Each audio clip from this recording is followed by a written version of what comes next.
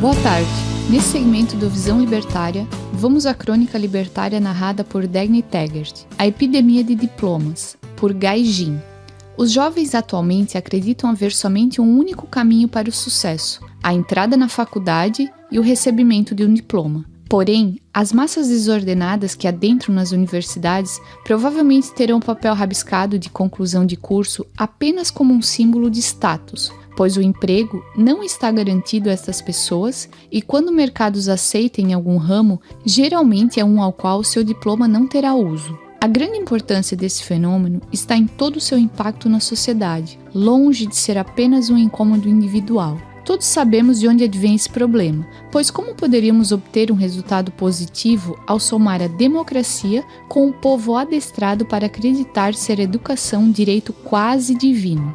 Apenas conseguiríamos ter por consequência dessa soma a ascensão de governos populistas instituídos por demagogos capazes de fazer o gado acreditar ser o Estado um ente celestial, dotado de habilidade de produzir educação sem precisar realizar algum tipo de expoliação contra a sociedade. Contudo, gostaria de expor nessa crônica não as origens do problema, mas a sua consequência material e social. Entre as consequências materiais, temos o gasto de tempo e recursos usados para o adestramento do gado, a construção da estrutura para abarcar os jovens, as despesas operacionais, os salários dos professores, que não são baixos, e muitos outros dispêndios são usados para a fabricação de certificados. Esses processos serão alimentados pelo recolhimento de tributos ou pela impressão de dinheiro, não sendo mais do que um imposto indireto. Os custos, porém, não são apenas ineficientes pela criação de jovens qualificados em áreas totalmente desnecessárias para o mercado, como a maioria das matérias humanas, mas o próprio processo de ensino torna-se mais dispendioso do que o necessário com a criação de aulas desconexas com o mercado de trabalho, servindo apenas como uma maneira de forçar a implantação de certas ideologias no meio acadêmico. Existe um ponto econômico pouco comentado, no entanto, de extrema importância: a competição desleal entre as faculdades públicas e particulares. Ambas as estruturas de ensino oferecem os mesmos serviços regulados pelo governo. Precisam, assim, de recursos semelhantes para funcionarem e atuarem no mercado, que no fim é o mesmo. Isso leva a uma competição entre essas universidades para a obtenção de tais materiais e pelo cliente final, que é o aluno. Porém, as universidades públicas podem não apenas arcar com os custos, como insuflá-los artificialmente a não terem grandes preocupações com seu financiamento. Cito como exemplo os enormes salários de professores universitários, grotescamente aumentados durante a administração de reitores tão demagogos quanto os políticos do Congresso. Em muitas universidades, os votos dos professores possuem maior peso nas eleições quando comparados com os dos alunos. A intenção de arrecadar apoiantes nas eleições para reitores da faculdade faz com que os candidatos prometam mundos e fundos. O mesmo esquema ocorre com os cargos públicos nessas estruturas de ensino, com cargos fantasmas e funcionários recebendo honorários completamente incompatíveis com o cargo ocupado. As regulamentações são outro forte empecilho no desenvolvimento do setor educacional, fazendo ficar estagnado e impedindo o surgimento de inovações relevantes para o nicho comercial. Inovações que poderiam ser capazes de diminuir significativamente os custos necessários na obtenção do diploma, portanto, no interesse do cliente final. Ao mesmo tempo, aumentariam e focalizariam o currículo para um espectro mais condizente com a realidade do mercado de trabalho. Mas tal inovação esbarra na extensa regulamentação do setor.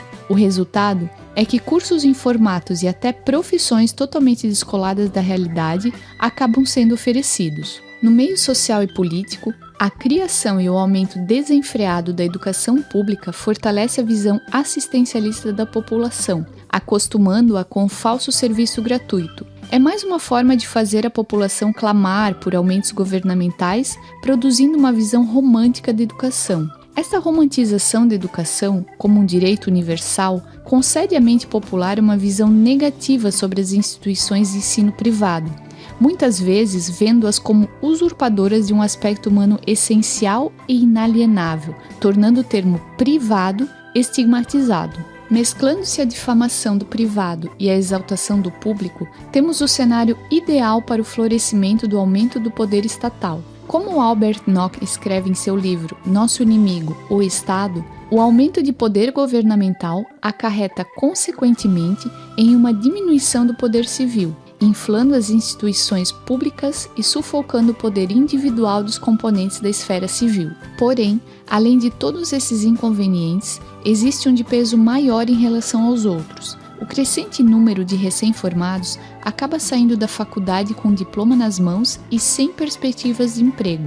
Com isso, o ideal coletivista com toda certeza perceberá o grande pool de futuros eleitores disponíveis para o seu plano. Sim, agora mais do que nunca é necessário a criação de bolsas ou mimos diversos aos desempregados diplomados, fortalecendo uma classe improdutiva e agravando o problema dessa epidemia dos diplomas. Esta massa de jovens descontentes acaba com o sentimento de terem sido enganados por acreditarem na ideia absurda de que apenas um certificado poderia dar-lhe alguma estabilidade e sossego financeiro. Estes logo irão clamar por ajuda ao poder estatal, jogando neles a responsabilidade pelo ocorrido, o que de certa forma não está errado. Entretanto, ao invés de vermos um esclarecimento por parte desses indivíduos, observaremos apenas um aumento do problema com a petição por novas intervenções, o que acaba piorando o ciclo. Mais intervenção estatal gera mais vagas descoladas da necessidade da sociedade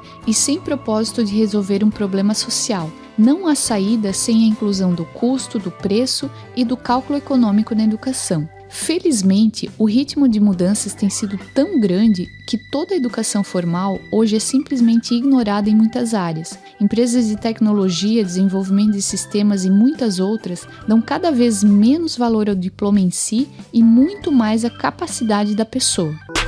Obrigada pela audiência. Agora você pode se tornar membro do canal, contribuindo para a produção de mais vídeos. Clique no botão Seja Membro abaixo e veja mais informações. Até mais!